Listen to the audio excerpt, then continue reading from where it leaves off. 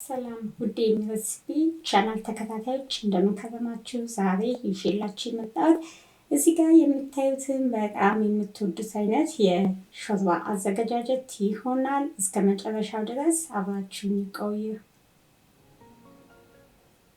ሾርባውን ለማዘጋጀት ያው መጀመሪያ ድፍን ምስር ቀቅላችሁ ማዘጋጀታችሁን እንዳትዘነጉ። እዚህ ጋር ከትፌ ያዘጋጀሁት ሽንኩርት የጋለ ብረት ድስት ውስጥ ጨምርና ለአንድ ደቂቃ ለሚሆን ጊዜ ጠበስ ጠበስ አደርገዋለሁ። ከዛ ዘይት እጨምርበታለሁ።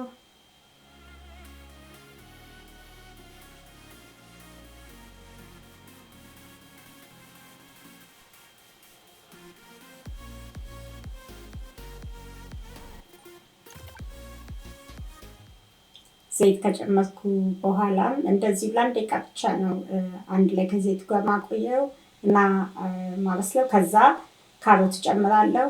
ሁሉንም አንድ ላይ አድርጋችሁ ማብሰል ትችላላችሁ። እውነት ለመናገር ሱፕ ስታዘጋጁ ችግር የለውም፣ ግን ጠበስ እያደረጋችሁ በዘይቱ ታዘጋጁት ደግሞ የበለጠ ቆንጆ ጣዕም ይኖረዋል።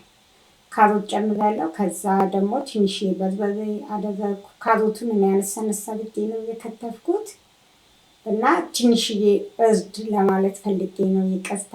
ትንሽዬ እርድ ጨምራለሁ። ከዛ ነጭ ሽንኩርት ጨመርኩበት። እንደምታዩት ቶሎ ቶሎ ነው እየጨመርኩ ያለሁት። ከዛ በኋላ እዚህ ጋር ደግሞ ሰለሪ አለኝ፣ እሱን አድርጌበታለሁ። ሰለሪ ካላችሁ አድርጎ ለሱፑ የተለየ ቆንጆ የሆነ ጣዕም ይሰጠዋል።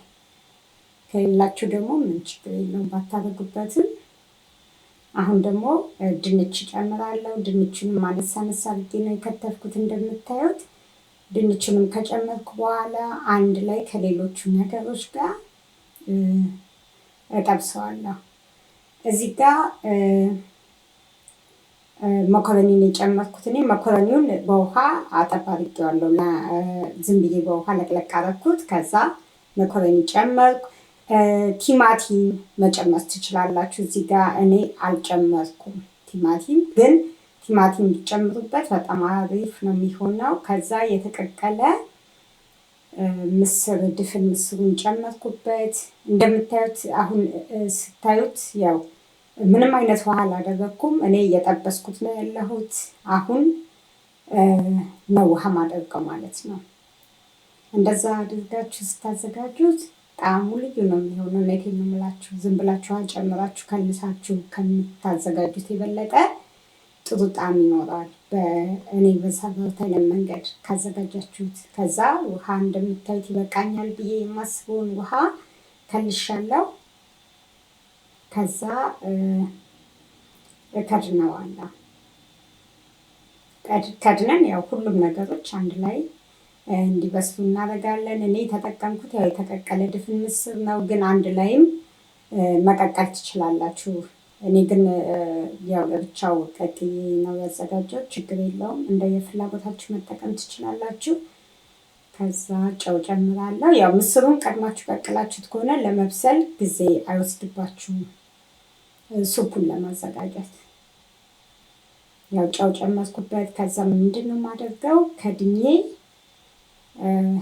በደንብ ያው እንዲንተከተክ አደርገዋለሁ።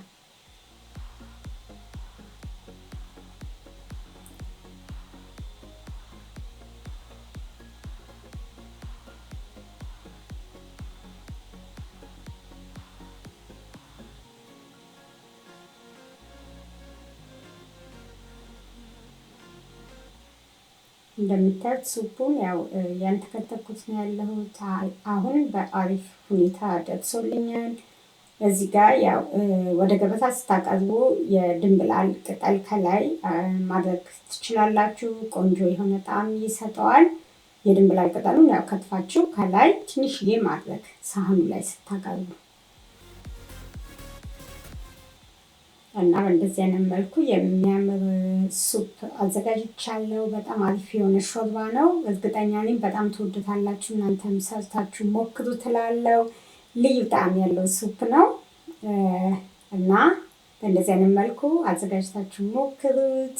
እንደምትወዱት እርግጠኛ ነኝ። ያው ብዙ ጊዜ የምናዘጋጀው የሽሮ አሰራር ነው፣ ምንም አዲስ ነገር የለውም እና በእንደዚህ አይነት መልኩ እናንተም ሰርታችሁ ሞክሩ እላለሁ። ላይክ ማድረጋችሁን እንዳትረሱ። ስለተከታተላችሁኝ በጣም አመሰግናለሁ። እዚህ ጋር ደግሞ ለቤት ኤር ፕሩፋየር ገዝቻለሁ። ከአማዞን የገዛሁት ያው ቤታችሁ ጥሩ የሆነ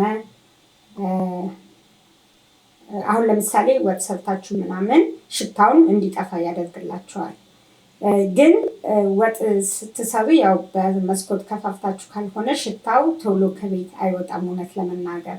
ግን ከዛ በኋላ ያው በመስኮት ከፍታችሁ ከሰራችሁ በኋላ ወጥ የተወሰነ ሽታ ሊቀር ይችላል ቤት ውስጥ። ይሄንን ኤር ፕሩፋየር ካላችሁ ግን ሽታውን ያስወግድላችኋል እና ቤታችሁ ጥሩ የሆነ ሽታ እንዲኖረው ያደርጋል። ያው ወጥ እንዳይሸት ወይም ሌላ ሽታ እንዳይኖረው ያደርጋል ማለት ነው። ስፔሻሊ ምግብ ስታበስሉ።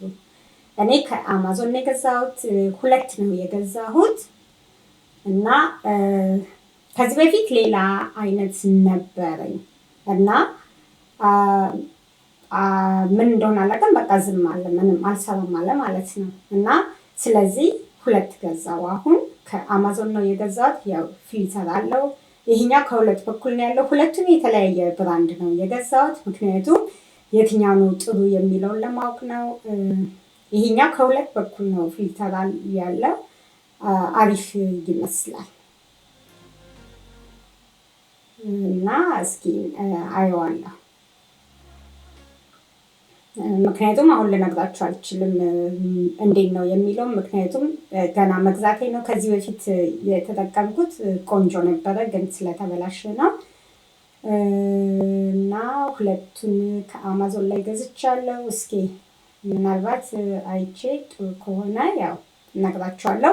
የገዛሁት ኢሴንሻል ኦይል በማድረግም የቤታችን ሽታ ጥሩ እንዲሆን ማድረግ የሚቻል ነገር አለው፣ ዘዴ ያለው። ያው ኢሴንሻል ኦይሉን ጠብ ታደርጉበት እና ቦታ አለው የራሱ የሆነ እና ቤታችሁ ጥሩ መዓዛ እንዲኖረው ያደርግልናል እና በእንደዚህ አይነት መልኩ እንግዲህ አሁን እየሞከርኩት ነው ያለሁት። 2 ነው የገዛሁት እንዳልኳቸው፣ አንዱን ለሳሎን አደርገዋለሁ፣ አንዱን ደግሞ ምናልባት ወደ አፕስቴት ስትወጡ ወደ ላይ ወደ መኝታ ቤት ስትወጡ ያለ ቦታ አለ መሀል ላይ፣ ሜቢ እዛ ጋር አስቀምጠዋለሁ ብዬ አስባለሁ እና 2 ነው ብቻ የገዛሁት። አንዱ ትንሽ ቅናሽ አለው፣ አንዱ ደግሞ 2ቱም ቅናሽ አለው የገዛሁት ማለት ትንሽዬ፣ ብዙም ባይሆን ትንሽ ቅናሽ አለው። ኦልሞስት እያንዳንዱ የገዛሁት ወደ $100 ነው እያንዳንዱ ዋጋው። ያው ቅናሽ ላይ ሆኖ አግኝቼው ነው የገዛሁት ላውም እንጂ ከዛ በላይ ነው፣ $100 በላይ ነው እና በቃ እስኪ ሞክሪው ደግሞ አሳውቃችኋለሁ። ስለተከታተላችሁኝ እጅግ በጣም አመሰግናለሁ። ሌላ ጊዜ በሌላ ስራ እስከምንገናኝ ድረስ ደህና ሁኑ።